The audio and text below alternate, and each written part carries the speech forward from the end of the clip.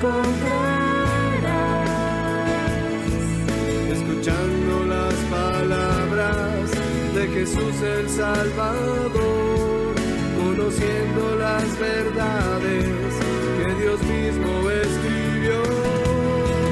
El manantial, una nueva y gran familia encontrarás. Si eres joven o casado, si nietos tienes ya, necesitas el mensaje de la vida y la verdad.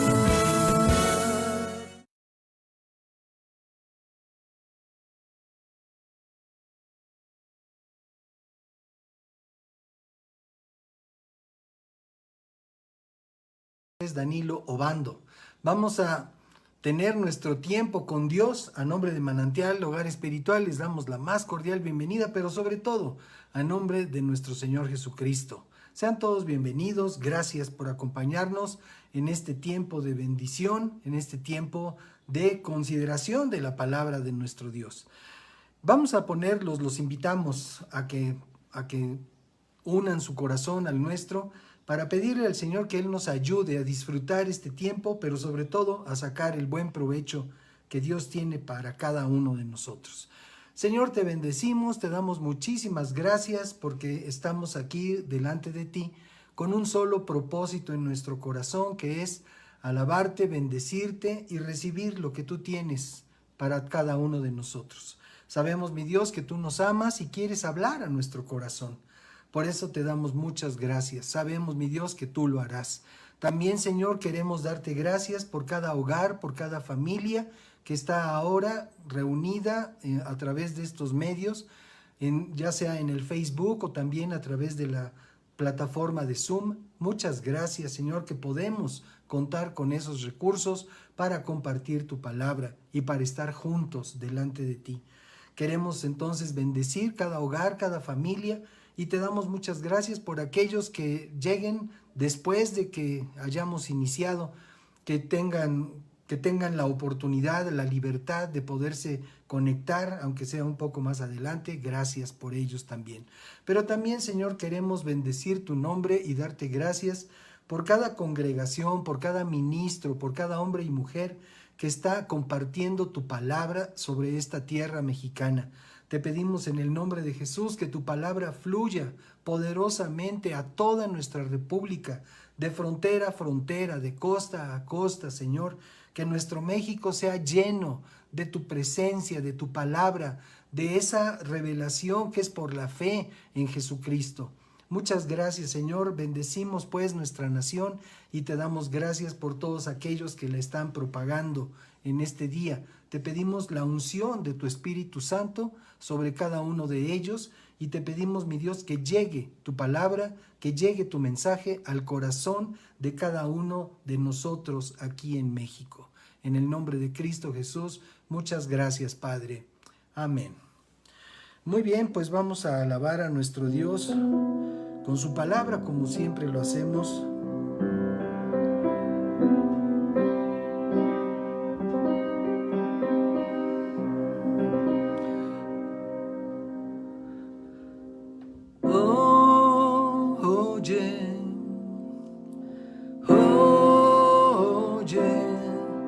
Pueblo mío, y te amonestaré. Pueblo mío, y te amonestaré. Oye,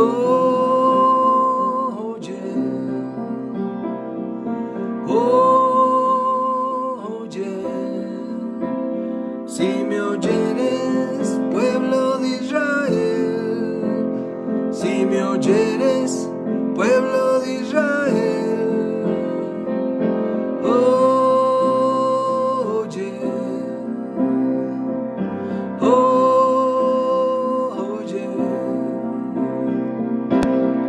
Soy Jehová tu Dios, yo soy Yahvé tu Dios. Oye, oye,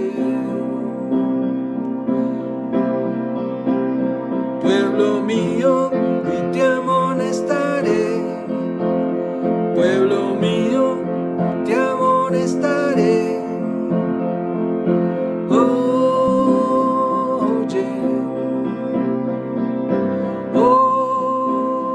oye,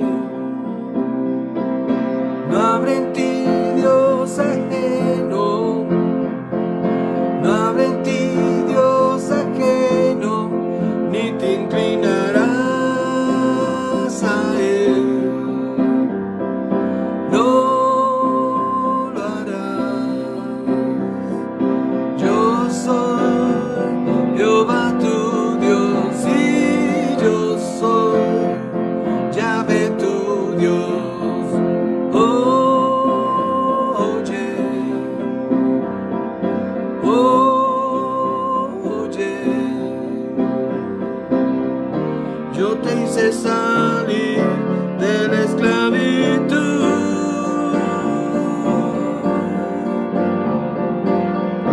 Yo te hice salir de la esclavitud.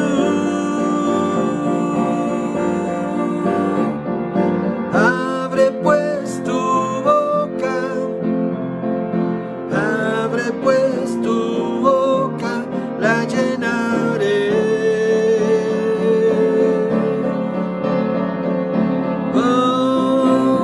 Oye,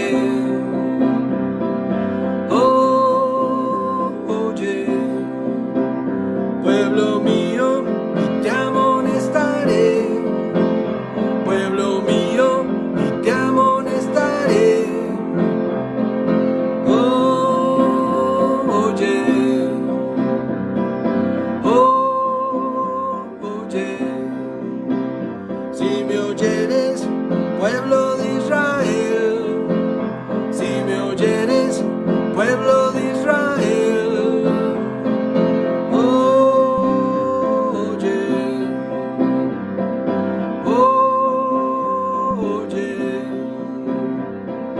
Yo soy Jehová tu Dios y yo soy Yahvé tu Dios.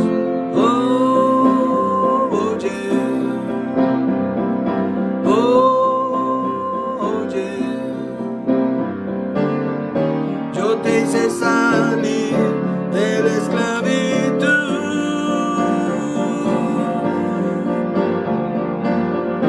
Yo te hice salir de la esclavitud. Abre pues tu boca, abre pues tu boca, la llenaré.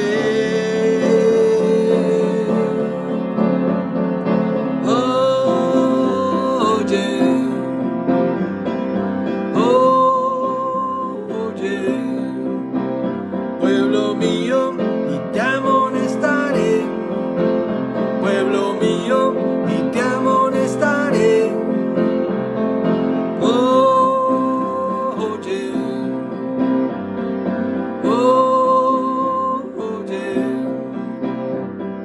yo soy Jehová tu Dios y yo soy Yahvé tu Dios. Oye,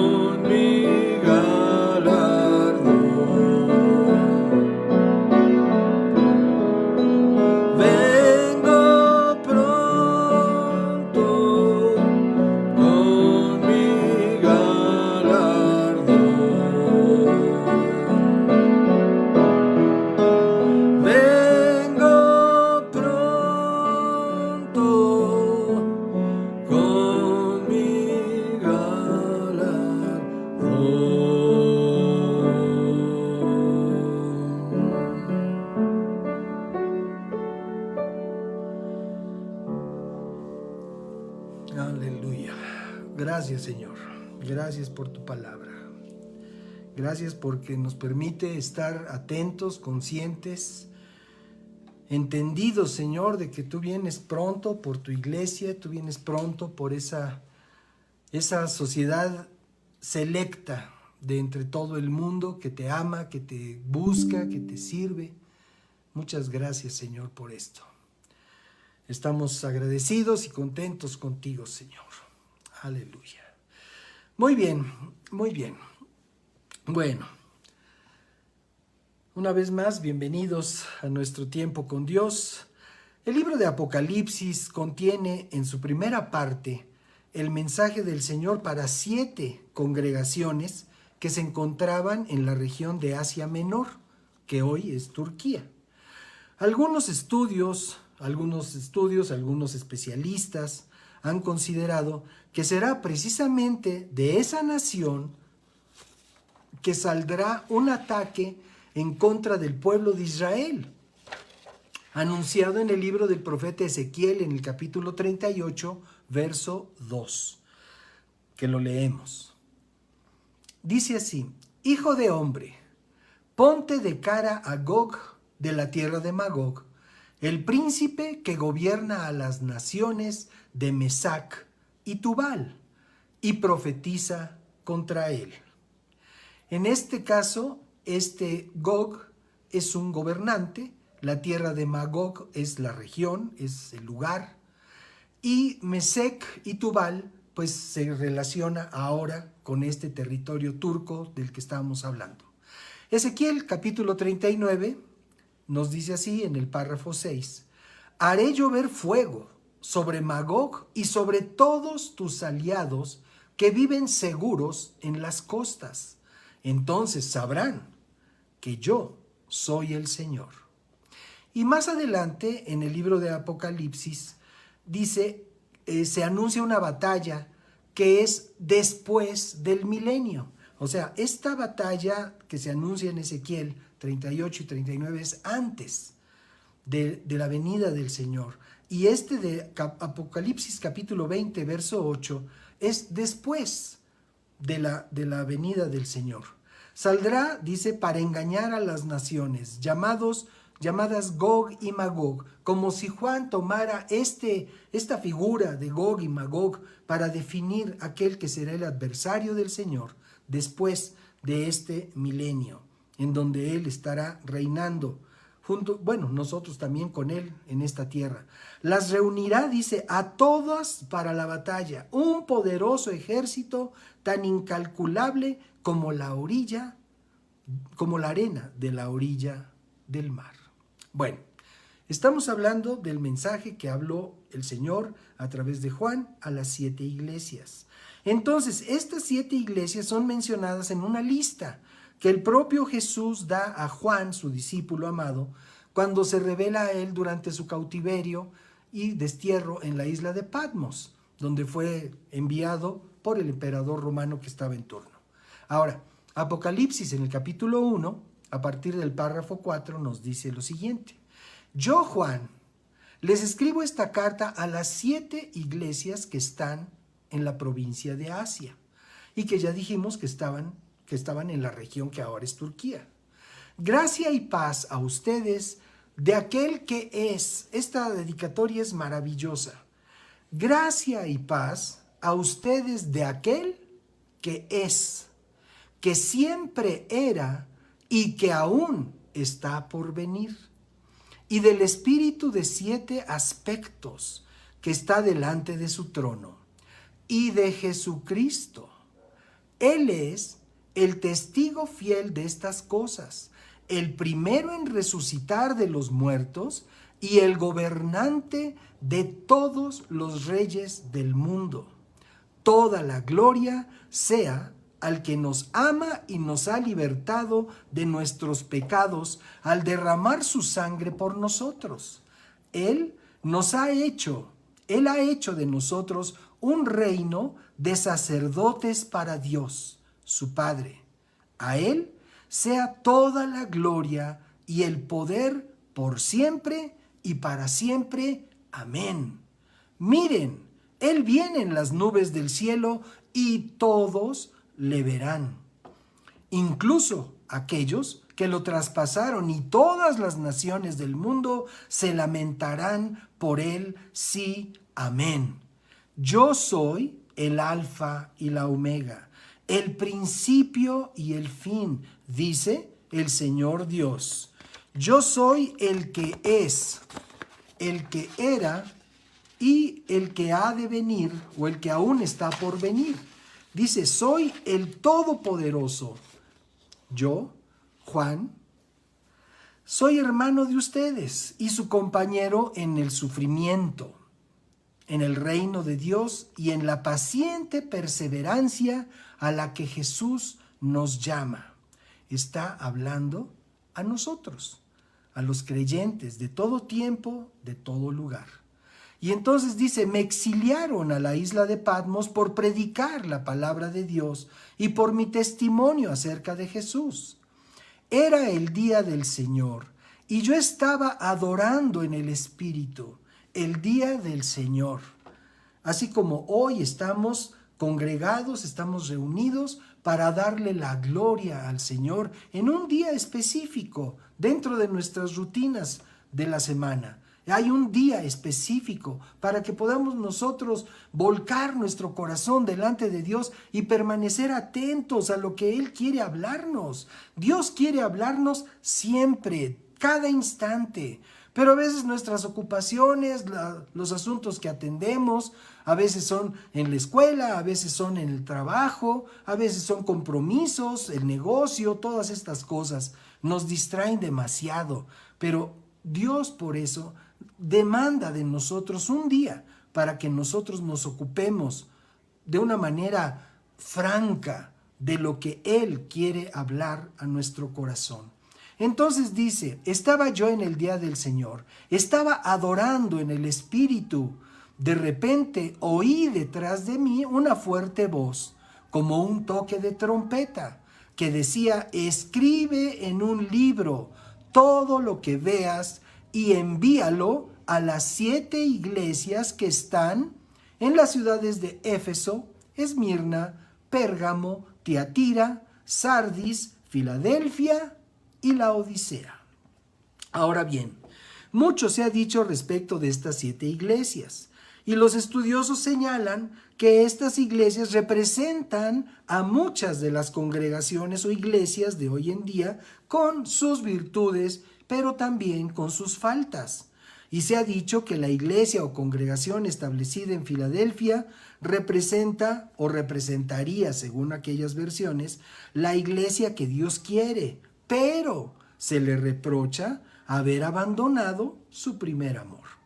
De tal manera que hay un lugar para que cada uno de nosotros y nosotros en conjunto, nosotros como un grupo de personas que buscamos y amamos al Señor y que vivimos luego de todo este tiempo que ha pasado, después de que aquellas cartas o aquellos mensajes fueron enviados a estas 7 iglesias, si consideramos estas cosas, podemos también considerar que la iglesia por la que viene el Señor Jesucristo, la podríamos llamar,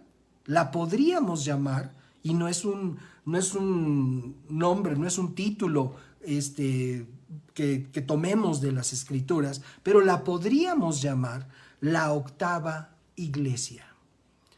Y precisamente ese es el título de nuestro mensaje de esta tarde, la octava iglesia, y se refiere a nosotros, aquellos que tengamos esta oportunidad de ser fieles congregantes de una gran iglesia que conforma el Señor en todo el mundo, de todas las razas, de todas las naciones, que en diferentes oportunidades, tal vez diferentes estilos, por supuesto diferentes idiomas, estamos alabando al Señor, estamos buscando a Dios alrededor de todo este mundo y de todas las naciones. Es de donde el Señor está formando la octava iglesia. Y recuerden, es una forma en la que nosotros estamos llamando así a todo el grupo de creyentes que conformamos la iglesia del Señor en nuestros días. Entonces, es importante que conozcamos algunas de sus características principales para que podamos nosotros saber si somos o no miembros de la octava iglesia. La octava iglesia es la iglesia de la que escribe Pablo a los cristianos en Éfeso, en el capítulo 5. Y vamos a ver ahí, en el capítulo 5, a partir del párrafo 25, lo que nos dice el Señor. Dice, para los maridos, esto significa, ame cada uno a su esposa, tal como Cristo amó a la iglesia. Él entregó su vida por ella, a fin de hacerla santa y limpia al llevarla mediante la purificación de la palabra de Dios. Y el verso 27 dice, lo hizo para presentársela a sí mismo como una iglesia gloriosa, sin mancha, ni arruga, ni otro defecto. Será en cambio santa e intachable. Entonces, la octava iglesia es la que describe Pablo en esta carta a los Efesios, hablando de ella como una iglesia santa, sin mancha, gloriosa, sin arrugas ni otro defecto, intachable. Esa es la iglesia, la octava iglesia por la que viene el Señor Jesucristo. El concepto detrás de esta palabra iglesia es eclesia, que es una palabra en griego, que significa reunión popular, asamblea, congregación, que podríamos equiparar a una comunidad de fe. Eso es la iglesia. Es importante que destaquemos que el concepto iglesia no tiene nada que ver con edificios utilizados para la reunión de las asambleas. O sea, estamos acostumbrados a decirle a los edificios la iglesia fulana, la iglesia perengana, pero el concepto iglesia no es el edificio, el concepto iglesia es el grupo de creyentes. Y eso es importante que lo tengamos presente. Ahora, ¿qué podemos aprender sobre esta iglesia? Lo acabamos de leer. Que la octava iglesia, que es una manera de referirla para nuestro mensaje, ha sido amada por el Señor, tanto que ello le llevó a entregar su vida por ella. Entonces, la octava iglesia es el fruto del amor de Dios al entregar Jesucristo su vida en la cruz por cada uno de nosotros, los que ahora creemos o los que han creído en Él a través de todos estos años, desde que Jesús visitó esta tierra. ¿Y cuál fue el propósito del Señor al entregar su vida por la octava iglesia? Bueno, pues dice aquí, hacerla santa y limpia, como vimos en el párrafo 26 de este capítulo 5 de Efesios. Y eso de hacerla santa significa purificarla y consagrarla. Y también limpia, que además del significado obvio, hay una segunda acepción que implica un proceso de purificación y una palabra que a lo mejor no nos gusta mucho, pero que también se significa con esta palabra en griego, que es purga. Entonces, ¿qué significa esto? Significa, y lo entendemos bien en términos mecánicos o incluso en términos clínicos, que se trata de sacar lo que está mal, lo que está descompuesto, lo que no sirve. Entonces, ese concepto de limpiar a su iglesia, Dios quiere quitar de nosotros lo que no sirve, quiere quitar de nosotros todo aquello que puede impedir que nosotros seamos parte de esta octava iglesia, que es por la que Jesús viene y viene pronto, según cantamos uno de los párrafos de Apocalipsis hace un momento. Entonces, la octava iglesia es santa y es limpia. Y este proceso de limpieza se da a través de la palabra que lava. Y este lavamiento implica dos cosas. Una, un baño, y otra, un bautismo.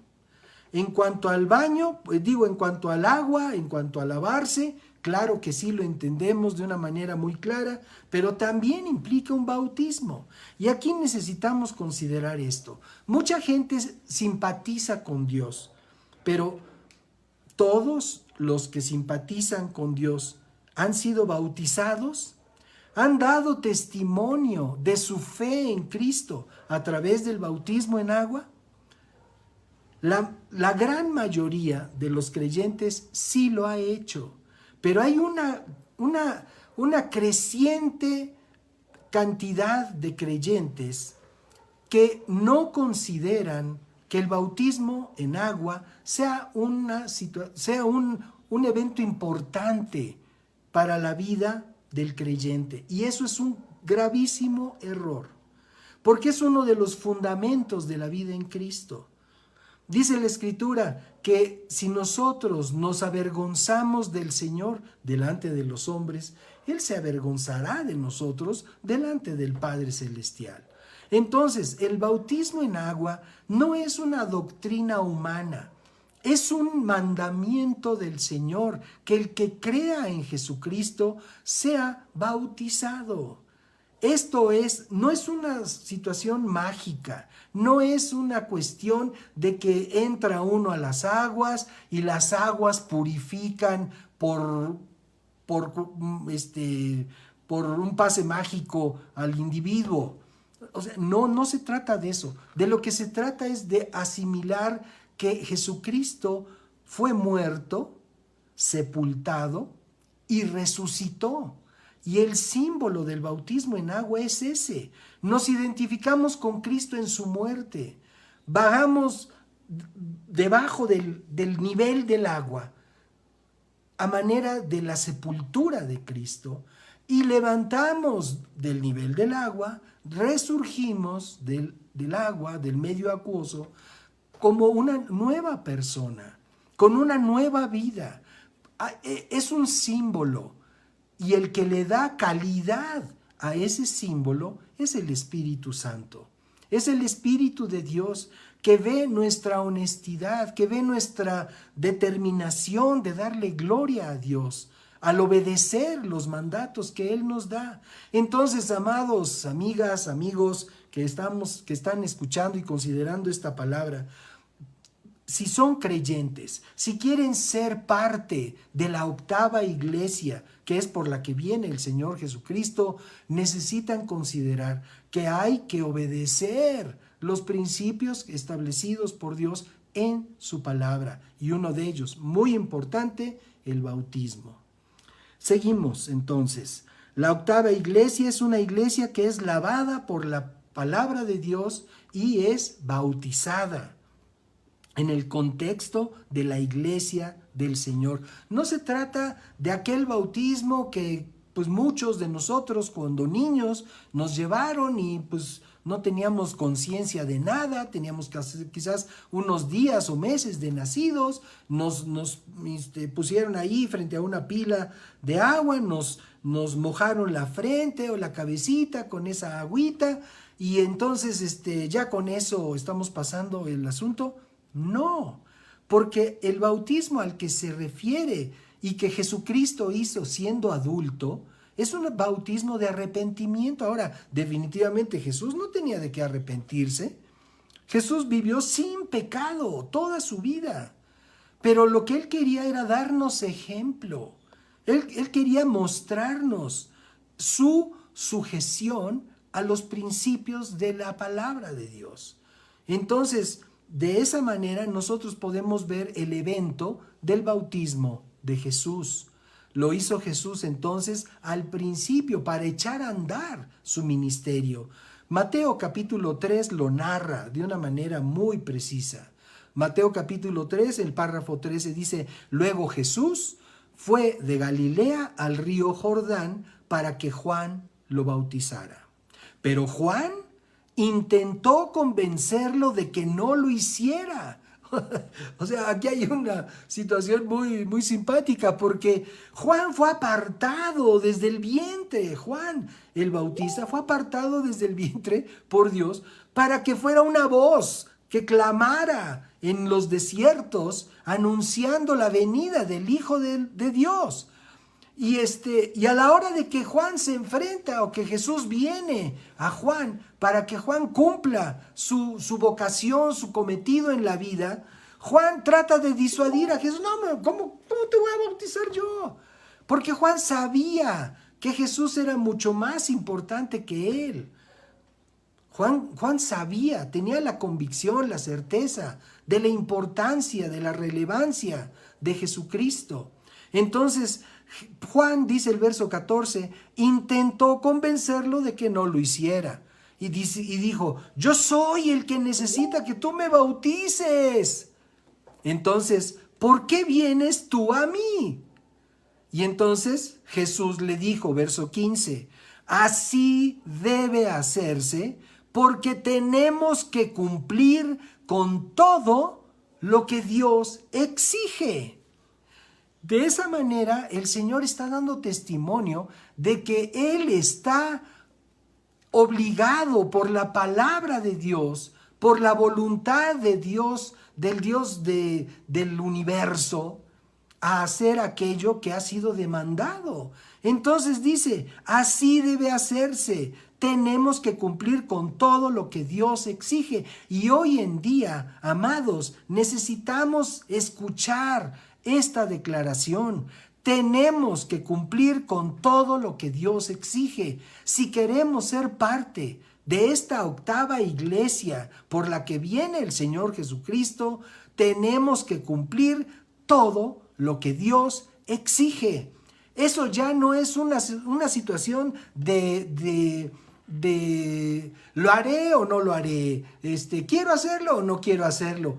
Amados, Dios no nos da sugerencias ni tips. Lo que el Señor nos da es un mandato para que nosotros recibamos la bendición que Él tiene para cada uno de nosotros. Entonces, si nos ponemos nosotros a averiguar, pues es que Dios dice esto, pero pues yo pienso esto. ¿Sabes qué, amado, amada, con todo respeto, tu opinión no importa en absoluto? Delante de Dios, tu opinión o la mía no importan en absoluto, porque el Señor es soberano. Es soberano y hay que entender que su soberanía impacta nuestra existencia de una manera total. De manera que si nosotros somos personas que queremos ser parte de la iglesia por la que viene Jesús, que le hemos llamado para nuestro mensaje la octava iglesia, entonces necesitamos tener ese mismo sentir que había en Jesucristo y que se lo dijo a Juan a la hora del bautismo. No, pero es que ¿cómo vienes tú a que yo te bautice? Así debe hacerse porque tenemos que cumplir con todo lo que Dios exige. Y sigo leyendo. Entonces Juan aceptó bautizarlo. Después del bautismo, mientras Jesús salía del agua, los cielos se abrieron y vio al Espíritu de Dios que descendía sobre él como una paloma. No dice era una paloma, como una paloma, parecido, semejanza. ¿Ok? Una voz dijo desde el cielo, este es mi Hijo muy amado, quien me da gran gozo. Amados, cuando nosotros tenemos la convicción de hacer todo lo que el Señor demanda de nosotros, entonces venimos a hacer de la misma manera como fue Jesús por cumplir aquello que el Señor está exigiendo en su palabra. De la misma manera, nosotros venimos a esa posición para agradar al Señor. Este es mi Hijo muy amado.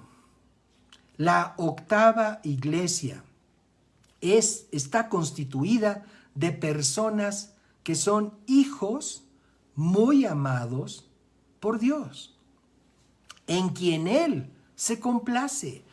en quienes Él recibe gran gozo. Esa es la verdad. El hecho de que Jesús reconviniera a Juan el Bautista, quien ciertamente se sabía menor que él, implica que Jesús tenía conocimiento de la voluntad de Dios. Y sabemos por lo que hemos aprendido de la Escritura que desde los 12 años Jesús asombraba a los escribas y doctores de la ley. Y eso, ese testimonio, esa realidad nos la comparte Lucas en el capítulo 2 del verso 41 en adelante. Ahora, es importante entender que la octava iglesia es una iglesia que se ocupa de poner al alcance de sus hijos la palabra de Dios para que la comprendan. Muchos dirán, bueno, pero pues es que era Jesús, porque el ejemplo que nos da Lucas en esos párrafos que referimos es que Jesús a sus 12 años estaba sorprendiendo a los doctores y a los escribas, a los doctores de la ley, a los escribas, porque se quedó con ellos en el templo discutiendo, comentando, preguntando también. Se quedó con ellos mientras sus papás venían de regreso de haber asistido al censo. Entonces, cuando lo encuentran los papás, ¿por qué? ¿Por qué nos haces esto? Y dice, pues tengo que estar en los negocios de mi padre. Y así se los dijo de una manera muy clara. Tenía 12 años. Entonces, muchos dirán, pues es que era Jesús, pero por eso a los 12 ya sabía que lo que Dios quería. Pero eso nos habla de que Jesús, entre su nacimiento sobrenatural y la edad a la que se refiere Lucas con estos párrafos, Jesús fue instruido en los principios de Dios. Recordemos, nada más como referencia, las palabras de María cuando recibió el anuncio de aquel ángel que le dijo que sería madre. Y ella dice, pero ¿cómo le vamos a hacer? Pues yo no he tenido nada que ver con ningún hombre. Y entonces dice, el Espíritu de Dios vendrá sobre ti. Y una vez que el ángel le explicó cuál sería el procedimiento para que ella recibiera en su seno la semilla del Dios vivo, entonces ella dijo, pues que se haga conmigo conforme a su voluntad. Yo soy sierva del Señor. Entonces necesitamos entender que en María había una sierva de Dios que seguramente podía haber instruido a Jesús en los principios de Dios. Entonces, ¿hasta qué edad? Podríamos preguntar, ¿hasta qué edad quieres que tus hijos sepan cuál es la voluntad de Dios para su vida? ¿A qué edad quieres? ¿Ahora que cumplan 18? Si a los 18 no nos hemos ocupado de enseñar a nuestros hijos en la palabra de Dios, el mundo ya los va a tener perfectamente adiestrados y aleccionados en sus maldades y en sus perversiones. Por esa razón es tan importante que nosotros como gente de Dios, si es que somos parte de la octava iglesia, nos ocupemos de instruir a nuestros hijos desde pequeñitos. No, es que no me va a entender. Sí te va a entender. Me encanta ver a mi nieta, una de las más chiquitas, cantando canciones que alaban al Señor. Y a veces oye, mijita, ¿no te sabes otra canción? Porque la canta una y otra y otra y otra vez, pero es muy lindo ver que en su corazón hay ese entusiasmo. A lo mejor es porque es pegajosita la canción, porque le gusta mucho, pero qué lindo que los niños puedan crecer conociendo al Señor, amando al Señor, teniendo a Dios como principal en la vida de todos ellos. Qué importante es que lo podamos nosotros procurar para todos nuestros hijos. Entonces, No instruir a los hijos en la palabra de Dios cuando son pequeños es una falta de amor. Si tú te consideras parte de la octava iglesia, por aquella por la que viene el Señor Jesucristo, ocúpate de instruir a tus hijos en la palabra de Dios, para que crezcan conociendo al Señor, para que el mundo no los pueda atrapar con sus sutilezas y con sus engaños, porque el mundo les muestra, el mundo todo es muy divertido, todo es escandaloso, así como las gelatinas que están pasando ahorita por nuestro hogar, que es el suyo, de todos ustedes. Así es escandaloso, es llamativo. Y entonces los jóvenes se van detrás de lo que es llamativo, de lo que es escandaloso. Pero qué importante es que podamos darles un fundamento para que el enemigo no los pueda engañar. Y cuando ellos tengan esa oportunidad o tengan que escoger entre los principios de Dios y los engaños del mundo, sepan exactamente qué elegir. Así como nos esforzamos para proveer en nuestro hogar, para que haya pan en nuestra mesa, así necesitamos esforzarnos si somos o queremos ser de la octava iglesia. Necesitamos esforzarnos para proveer la palabra de Dios a nuestros hijos. Este ejercicio de la comunicación a distancia es una excelente oportunidad para compartir con los hijos. A veces en un lugar diferente, llamémosle un local, un auditorio, donde se predica la palabra de Dios, a veces los niños pues tienen sus propios lugares donde se les enseña a su nivel la palabra de Dios. Pero qué bendición que ahora que se comparte esto a través de los medios, que lo puedes ver en tu televisión, como si estuvieras viendo cualquier otro programa, que tus niños pueden estar ahí empapándose de lo que se habla, de la palabra de Dios. A lo mejor los niños pues no ponen toda su atención, a lo mejor están distraídos con un cuaderno o con un lápiz o con un juguete, pero están oyendo, están recibiendo un mensaje espiritual, porque esto es un mensaje espiritual, no solamente es un mensaje para el intelecto. Dios respalda su palabra con poder, con autoridad. Y qué importante es que nosotros aprovechemos esa oportunidad. Bien, continúo.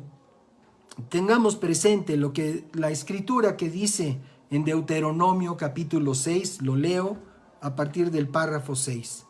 Dice, debes comprometerte con todo tu ser a cumplir cada uno de estos mandatos que hoy te entrego. Repíteselos a tus hijos una y otra vez. Habla de ellos en tus conversaciones cuando estés en tu casa y cuando vayas por el camino, cuando te acuestes y cuando te levantes.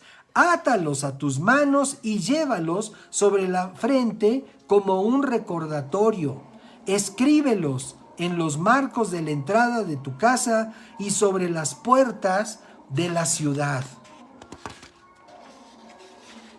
Muy claro lo que el Señor nos dice en su palabra. Ahora, Proverbios, en el capítulo 22, verso 6 nos dice, y es una aplicación muy práctica, dirige a tus hijos por el camino correcto. Verso 6, capítulo 22.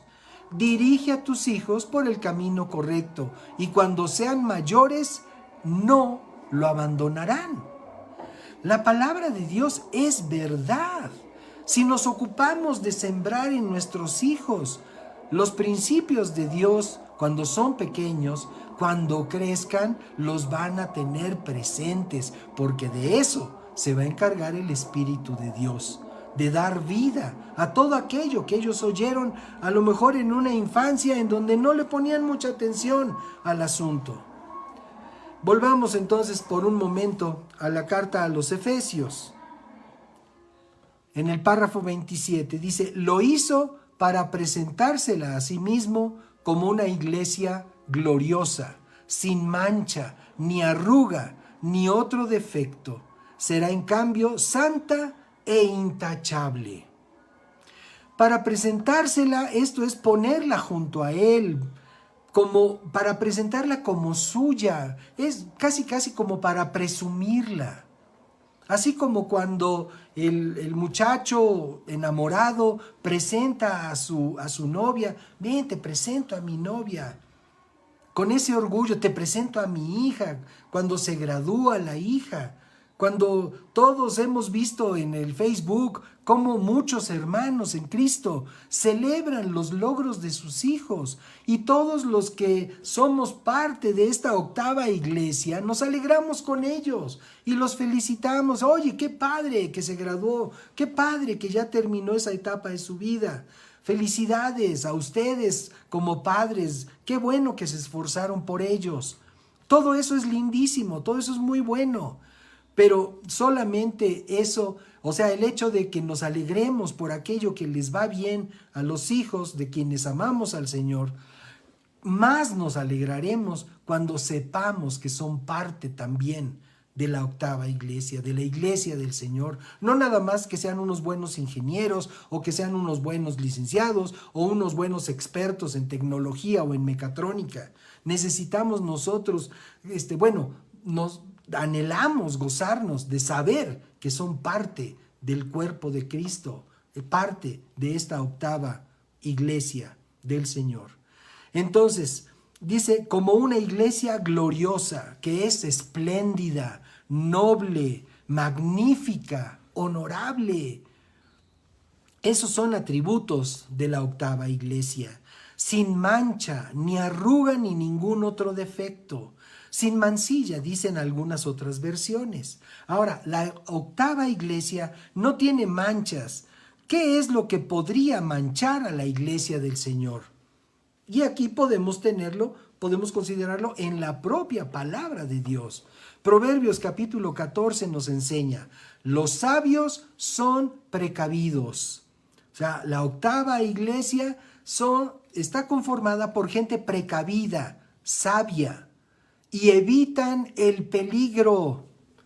Yo no sé ustedes, pero hemos visto en cantidad de videos ahora que todo mundo es un reportero por su celular. Hemos visto cantidad de videos de accidentes tremendos y muchas veces uno dice, pero ¿cómo es posible que esa persona haya sido tan necia? Que hizo eso, que dio lugar a ese accidente. ¿Cómo es posible? Independientemente, claro está, de aquellas grabaciones que son producto del crimen. Eso no estamos hablando. Ahora, de lo que estamos hablando nosotros es de ser advertidos, de ser sabios, precavidos, dice, y evitan el peligro. Evitan el peligro. ¿Cuántas veces los jovencitos, ay, vamos aquí, y hay la bola y la laraca, y de repente, pácatelas, un accidente? A nosotros nos sucedió con nuestro hijo menor. Resulta que sus amigos se pusieron de acuerdo para ir en grupo a Xochimilco. Y en Xochimilco estaban ahí con el ánimo de divertirse, de pasarla bien, de todo esto. Desgraciadamente, pues ninguno de los niños estos avisó a su casa.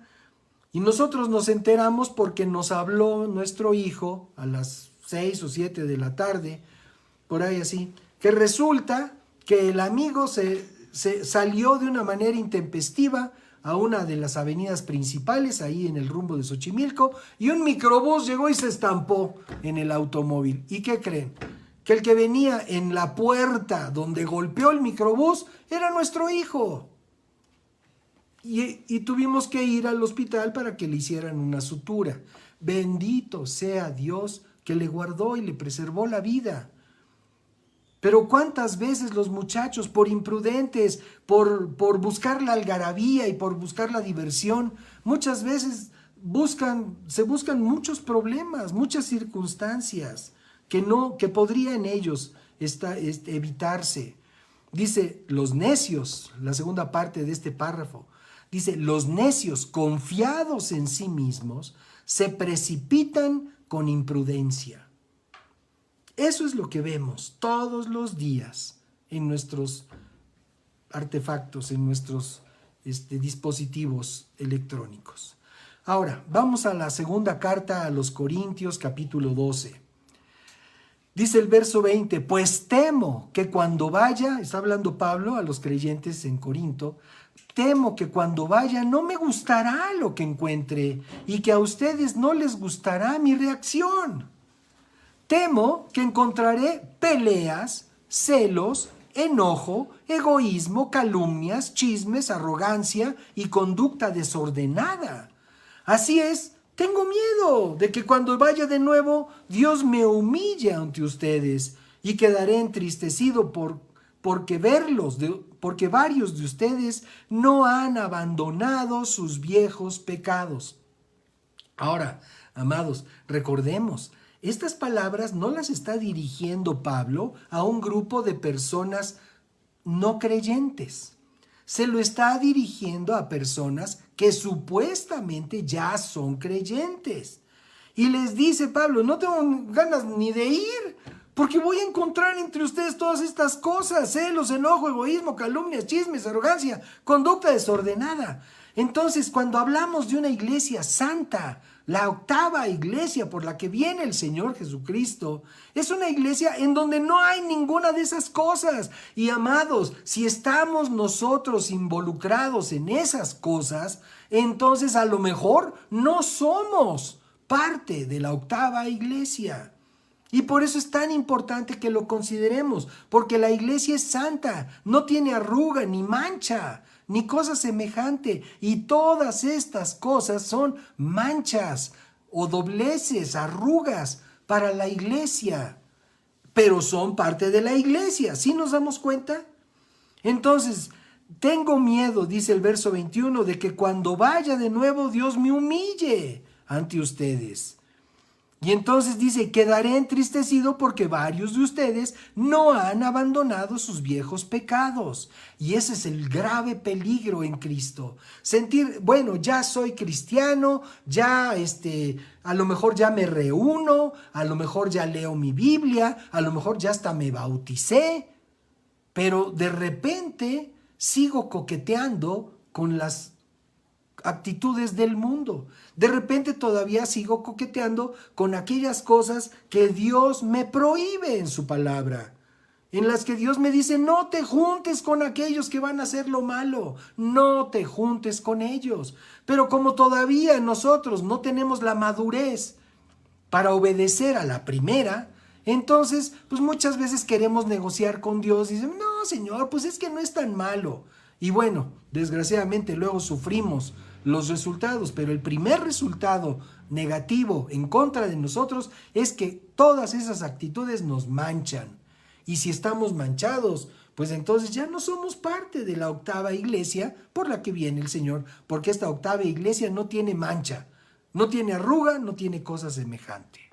Y dice, termino el párrafo 21 que estoy leyendo, dice, no han abandonado sus viejos pecados, no se han arrepentido de su impureza, de su inmoralidad sexual, ni del intenso deseo por los placeres sensuales, los placeres de la carne, los placeres de la naturaleza humana, los placeres en los que anda toda la sociedad. Toda la sociedad anda en la búsqueda de los placeres sensuales o sensoriales. Y si nosotros andamos igual que ellos en ese mismo desenfreno, pues entonces no somos parte de la octava iglesia. Efesios 4 nos dice lo siguiente, verso 30. No entristezcan al Espíritu Santo de Dios con la forma en que viven. Recuerden que Él los identificó como suyos y así les ha garantizado que serán salvos el día de la redención, que eso es algo muy importante. Líbrense de toda amargura, porque antes estábamos hablando de cosas que a lo mejor la gente identifica muy bien, y no, yo no ando en esas cosas, pero ¿qué tal la amargura? Pero ¿qué tal el resentimiento de tu corazón por lo que otras personas te hicieron en algún momento de tu vida? Y vienes a Cristo y sigues cargando con ese resentimiento y con ese mal ánimo hacia tal o cual persona. Necesitamos perdonar a las personas que nos han hecho daño. A veces no lo pensamos mucho y guardamos un cierto malestar con respecto de alguna persona que no nos hizo bien o que nos trató mal o que nos despreció o que simplemente se interpuso en nuestro desarrollo, nos bloqueó, por decirlo de alguna forma, nos causó cierto daño, se puso por encima de nosotros, pues por una posición laboral o algún tipo de preeminencia que tuviera. Y a veces nosotros, a pesar de que estamos en el Señor, guardamos ese tipo de resentimiento, esos sentimientos malos. Con respecto, puede ser un maestro, puede ser un amigo que nos volteó la espalda, puede ser un familiar, que buscamos en ellos su ayuda y simplemente no fuimos importantes para ellos. Pero qué importante es que obedezcamos al Señor. Y aquí lo está diciendo Pablo a estos efesios. No entristezcan al Espíritu Santo de Dios con la forma en la que viven. Recuerden que Él los identificó como suyos y así les ha garantizado que serán salvos el día de la redención. La octava iglesia será salva el día de la redención. Ahora, el verso 31 de lo que estamos hablando. Libérense de toda amargura, furia, enojo, palabras ásperas, calumnias y toda clase de mala conducta. Por el contrario, sean amables unos con otros, sean de buen corazón y perdónense unos a otros, sean de buen corazón. Ahora, amados, las noticias ayer se inundaron con un pleito en un partido de fútbol. Y las personas que participan activamente en ese tipo de grescas, tendrán noción de lo que está diciendo Dios en su palabra. O simplemente son movidos por las pasiones y los ánimos. Y, ¡ay, sí, todos contra eso y todos contra eso! Oye, es una regresión al salvaje. Pero bueno, ya yo sé, cada quien tendrá su opinión al respecto y no quiero perder tiempo con eso. Por el contrario, sean amables, verso 32, unos con otros, sean de buen corazón, perdónense unos a otros, tal como Dios los ha perdonado a ustedes por medio de Cristo.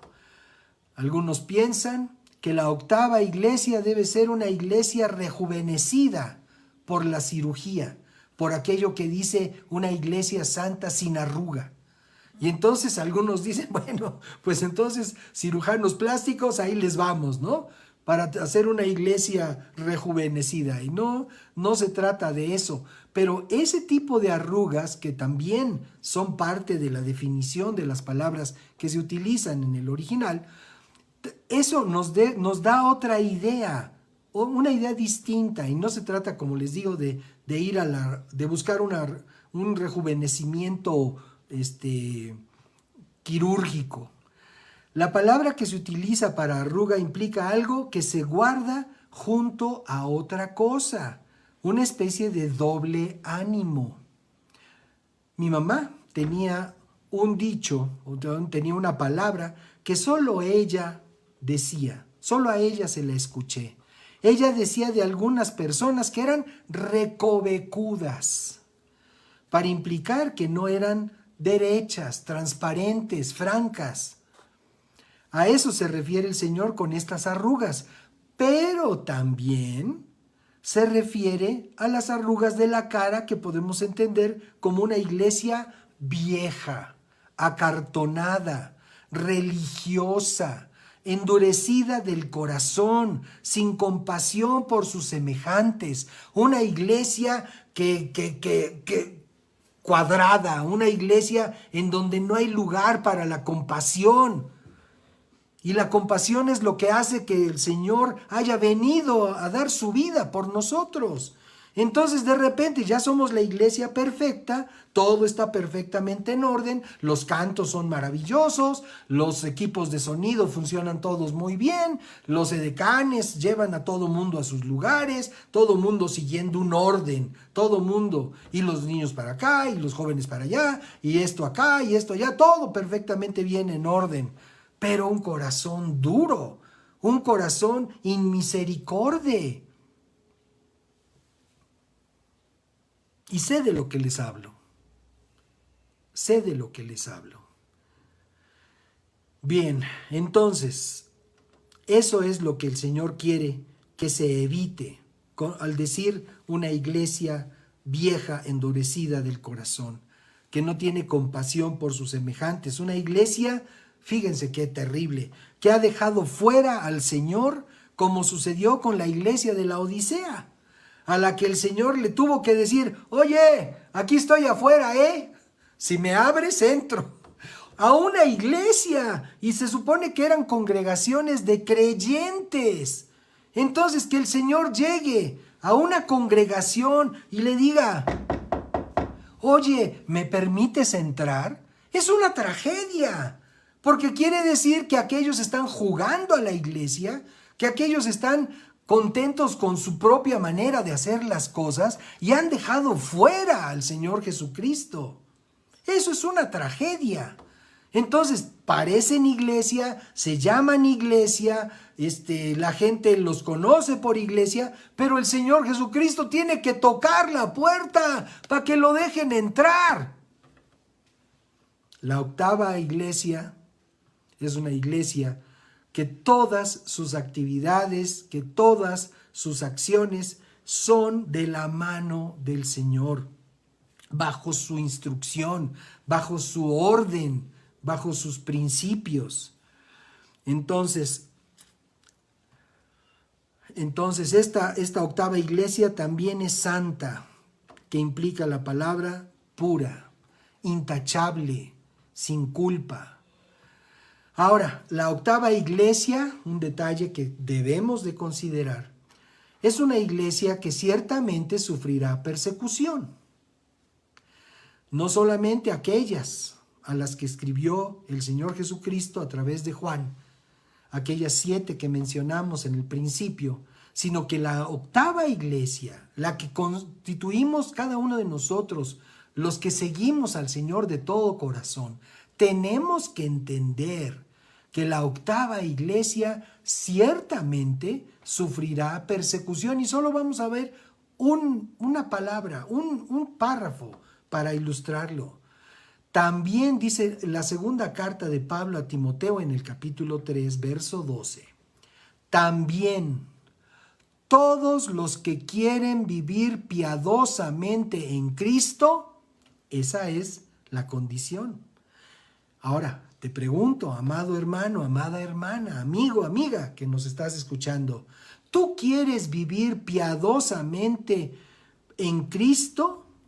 ¿Tú quieres vivir piadosamente en Cristo? O sea, ¿quieres vivir en los términos que Dios enseña en su palabra? ¿Quieres ser obediente a los principios de Dios en todo lo que haces? ¿Quieres? Pues entonces escucha esta segunda parte del párrafo. Dice: todos los que quieren vivir piadosamente en Cristo Jesús padecerán persecución. Padecerán persecución. Y a lo mejor nosotros nos podemos imaginar desde la persecución más simple, que es cuando tus parientes te ven feo porque hablas de Cristo. Esa es una forma de persecución. Hasta la persecución de aquellos que son jaloneados y arrastrados a una cárcel, o que son asesinados en una calle por su fe y por su compromiso con Dios. Entonces, la octava iglesia, necesitamos estar advertidos de que ciertamente sufriremos de persecución. ¿En qué grado? No lo sabemos, solamente el Señor lo sabe. Pero también hay otra cualidad que distingue a la octava iglesia y que bueno, pues ahorita que ya estamos cerca de nuestro tiempo de conclusión, necesitamos mencionar. También hay otra cualidad que distingue a la octava iglesia y es que es la iglesia vencedora. Aleluya. Y voy a referir varios párrafos aquí en Apocalipsis respecto de las iglesias de las que empezamos hablando. Apocalipsis 2 en el verso 7 dice: todo el que tenga oídos para oír debe escuchar al Espíritu y entender lo que Él dice a las iglesias. A todos los que salgan vencedores les daré del fruto del árbol de la vida que está en el paraíso de Dios. Ese fruto que fue negado para Adán, ese fruto que él había podido comer, pero que prefirió irse por el otro fruto. Pero ese fruto que está en el árbol de la vida, en medio del huerto de Dios, en medio del paraíso, entonces de ese fruto podremos comer. La octava iglesia es una iglesia vencedora si nosotros cumplimos con estas premisas de lo que está hablando aquí el Señor. La octava iglesia comerá del fruto del árbol de la vida. Más adelante el párrafo 11 de este mismo capítulo dice lo siguiente: todo el que tenga oídos para oír debe escuchar lo que el Espíritu dice, escuchar al Espíritu y entender lo que dice a las iglesias. Los que salgan vencedores no sufrirán daño de la segunda muerte. Entonces la iglesia, la octava iglesia, la iglesia vencedora, que es por la que viene el Señor, no sufrirá de la segunda muerte. ¿Y qué es la segunda muerte? Bueno, el mismo libro de Apocalipsis, capítulo 20, en el párrafo 14, nos lo explica. Entonces la muerte y la tumba fueron lanzadas al lago de fuego. Ese lago de fuego es la segunda muerte. Entonces la iglesia, la octava iglesia, la iglesia vencedora, no va a ir a dar al lago de fuego. Esa es la segunda muerte. Amén. Ahora vamos a ver Apocalipsis capítulo 20. Después vi tronos y los que estaban sentados en ellos habían recibido autoridad para juzgar. Vi las almas de aquellos que habían sido decapitados por dar testimonio acerca de Jesús y proclamar la palabra de Dios. ¿Qué es decapitados? Decapitados. Dice, por proclamar la palabra de Dios. Ellos no habían adorado a la bestia ni a su estatua, que es una de las condiciones del mundo último. La adoración a la estatua de aquel que se hará pasar por ungido. Dice, no habían adorado a la bestia ni a su estatua, ni habían aceptado su marca en el frente o en las manos. Algunos se han hecho unas bolas tremendas con las vacunas y dicen y piensan que las vacunas son la marca de la bestia. Amados, por favor, ese es un asunto de sanidad pública, es un asunto sanitario, no es otra cosa. Pero bueno, cada quien es libre de hacerlo. Pero aquí está hablando de otra cosa, de otra señal que impondrá aquel que se haga pasar como el Salvador de la humanidad, aquel engañador. Y entonces dice, no habían aceptado su marca en la frente o en las manos, volvieron a la vida y reinaron con Cristo durante 1000 años. ¿Quiénes? Aquellos que fueron decapitados. Aquellos que siendo parte de la octava iglesia enfrentaron una muerte por decapitación por el nombre de Jesús. Gente que no huyó, que no se escondió, gente que no tuvo, no digo que salieran, sí, mátame y que, no es esa la actitud. El asunto es amar y servir al Señor, y si hay que enfrentar la muerte, la enfrentamos, como Pablo, que decía, vivir es Cristo, morir es ganancia. Pero eso no lo puede hacer alguien que no pertenezca a la octava iglesia.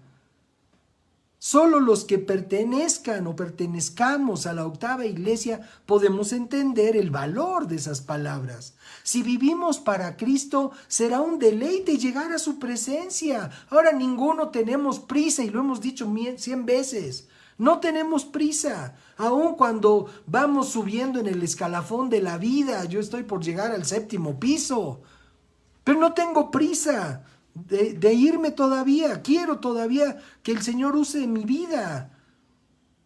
El que determina cuándo es Él. Pero si vivimos para Cristo, somos de Cristo. Y eso es lo importante. Necesitamos esa convicción. Aleluya. Entonces, bueno, dice, todo el que tenga oídos para oír, oiga. En el verso 17 dice, todo el que tenga, a todos los que salgan vencedores les daré del maná que ha sido escondido en el cielo, y le daré a cada uno una piedra blanca, y en la piedra estará grabado un nombre nuevo que nadie comprende aparte de aquel que lo recibe. Un nombre nuevo. De todo esto hemos hablado en nuestra serie La Iglesia de los Discípulos, que casi podríamos poner equivalencia, la iglesia de los discípulos igual la octava iglesia. Y luego en el párrafo 26 dice, en este mismo capítulo 2, dice, a todos los que salgan vencedores y me obedezcan hasta el final, les daré autoridad sobre todas las naciones. Entonces, tenemos que ser conscientes que podemos ser perseguidos, que podemos sufrir de determinada situación, pero démonos cuenta de lo glorioso, de la condición de aquellos que son de la iglesia del Señor, de la iglesia triunfante, de esa iglesia que le llamamos octava. Entonces vamos a ver Apocalipsis capítulo 3, verso 5. Todos los que salgan vencedores serán vestidos de blanco, vestiduras blancas, para todos, blancas, vestiduras de santidad, vestiduras de pureza. Dice, nunca borraré sus nombres del libro de la vida, sino que anunciaré delante de mi Padre y de sus ángeles que ellos me pertenecen. ¡Aleluya!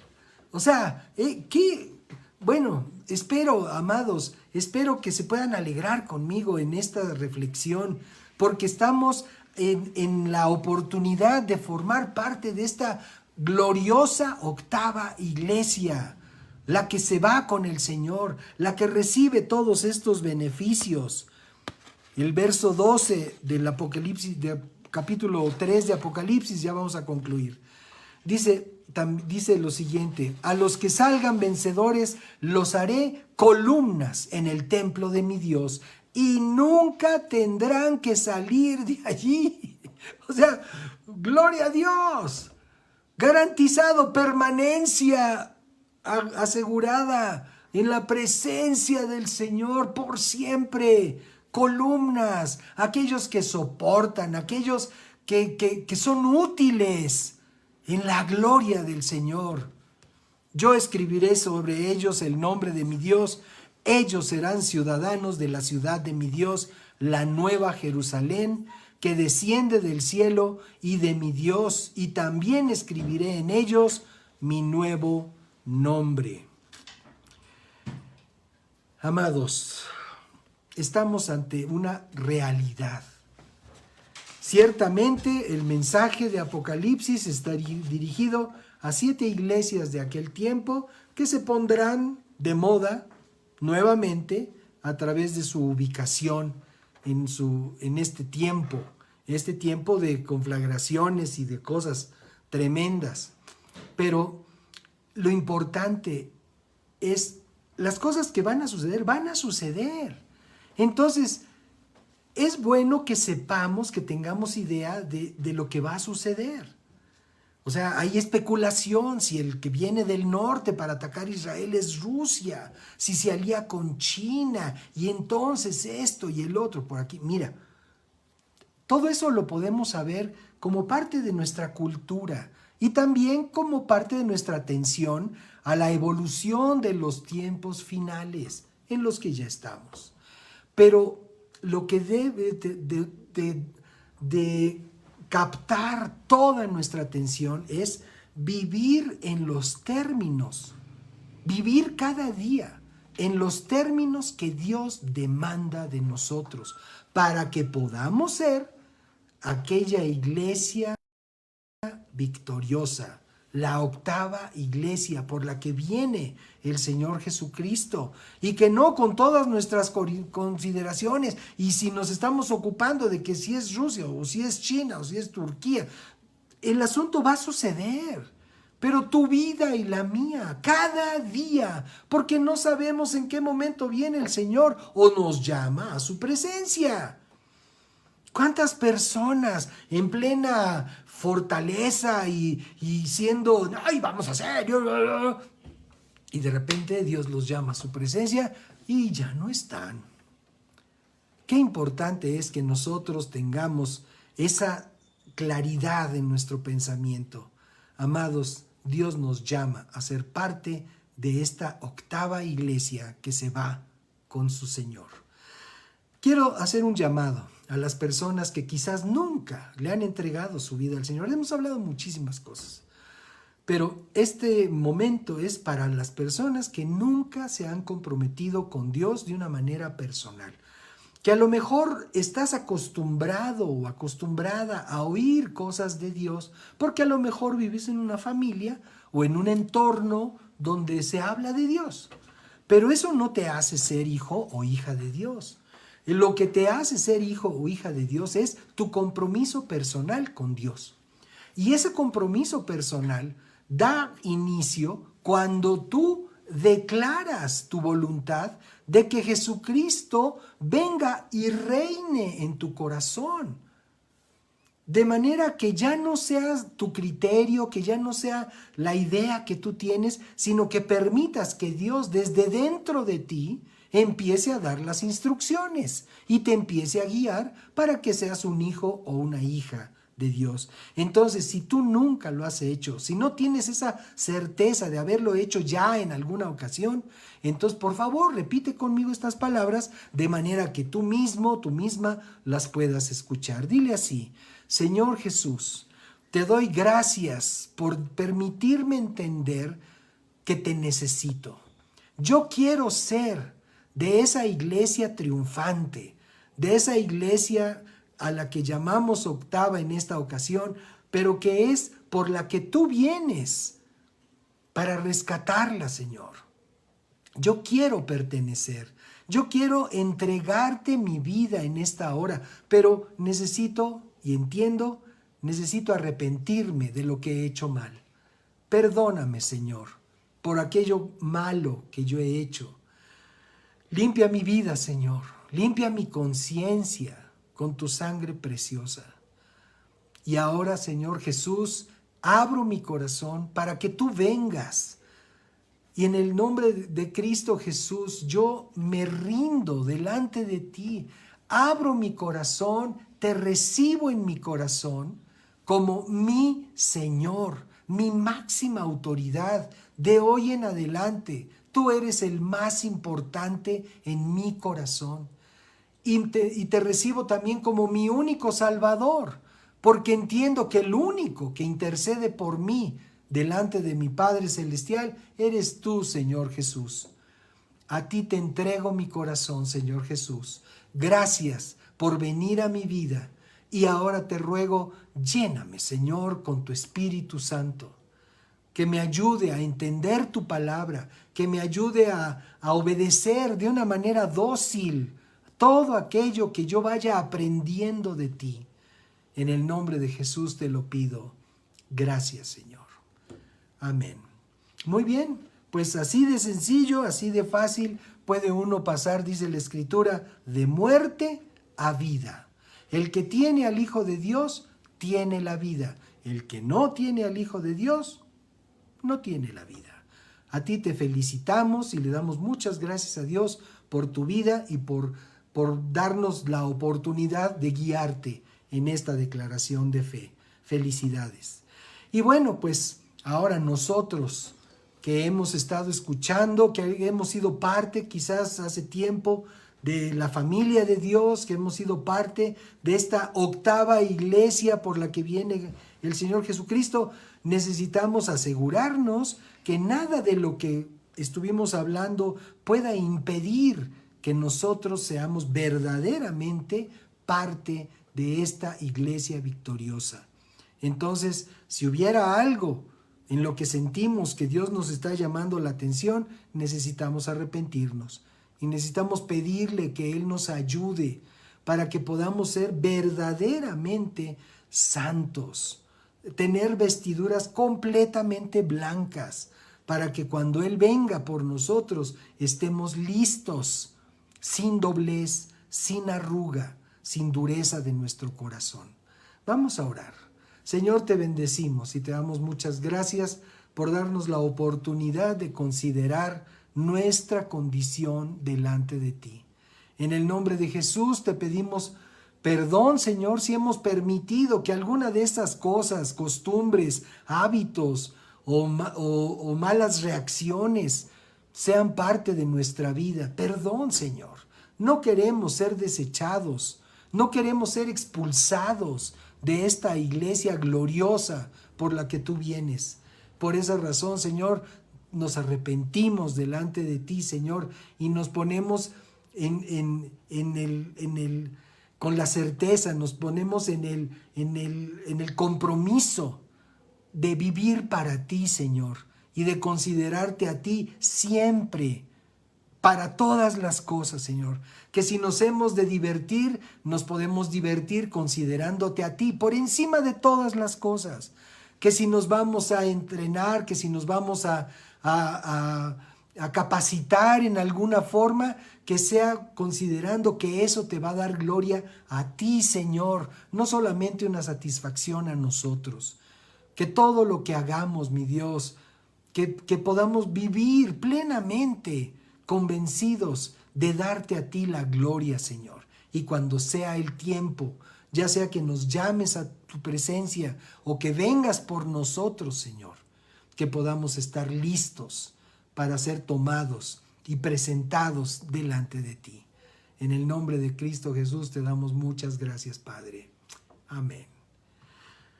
Y amén. Pues nos da muchísimo gusto que nos hayan acompañado. Muchas gracias.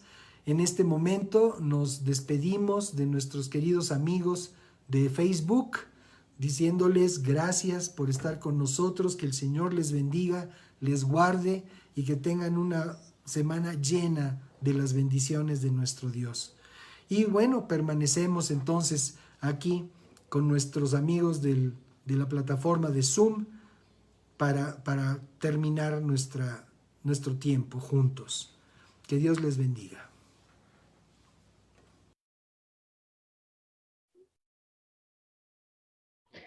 Señor, muchas gracias por estas palabras. Te damos gracias porque caen en tierra fértil, Señor.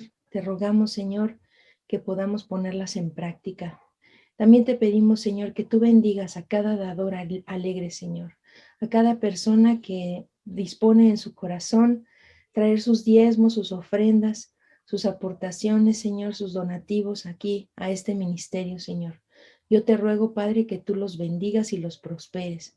Y a cada uno de los que escuchan, Señor, yo te ruego que tú los bendigas en sus trabajos, en sus fuentes de ingreso. Te ruego que abras las ventanas de los cielos, Señor, y que sobreabunde bendición en su casa, que puedan ellos dar y no pedir prestado, Señor, que ellos puedan ser tierra deseable. En el nombre de Jesús te lo rogamos. Muchas gracias porque eres bueno y porque tú bendices a tu pueblo. En el nombre de Jesús, amén. El manantial, el motivo de tu vida encontrarás. Escuchando las palabras de Jesús el Salvador, conociendo las verdades que Dios mismo escribió. En manantial, una nueva y gran familia encontrarás. Si eres joven o casado, o si nietos tienes ya, Necesitas el mensaje